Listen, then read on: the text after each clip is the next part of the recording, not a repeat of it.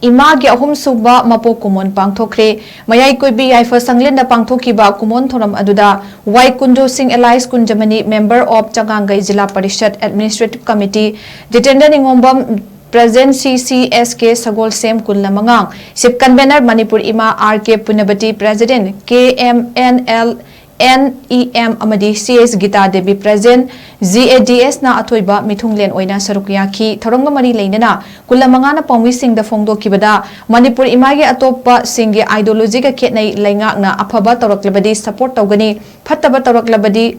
khudom bithin laga takna bo hotnagani masida miyam nasu pandiba lainga na tawrakpa afafata khangna sagatpa natraga sagataba haibadu khandhagadabani haiba wafam sing thamki Isang sina Manipur imana sudang amadi lobjarpa ekoi ahanda tadi 2023 tadi ekoi maitai pungse Manipur kanche ekoi lobjarpa ni ekoi sima hairaga singni bu aligi maitai pangan bu lairiba jati krima ko koina khandon tawba aligi phattaba wakhalol ama ko pujaba lejadi ekoi gi Andam sida koi wato sida control tongna koi di ijati sibu tasan khomjan boy na koi wak to jar koi adubu hujiti 2026 yaw kusida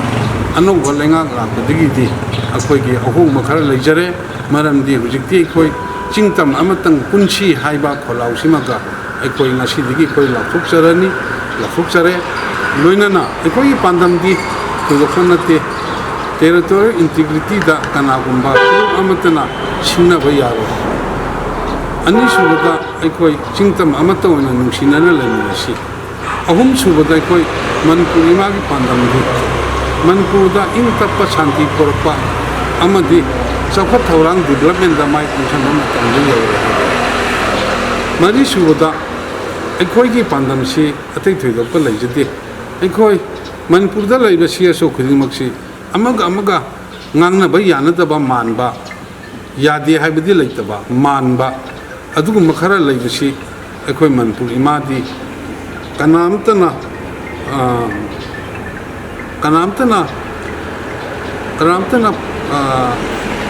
da ekoina tarigumba singi sinau sing suma thaulai kudi masi koi lingjen manadargadi Manipur se kan mangam ngojoba aduna Manipur imagi di yanadaba amta leitaba maga changna bhaiya mag yadi adu tawbiganu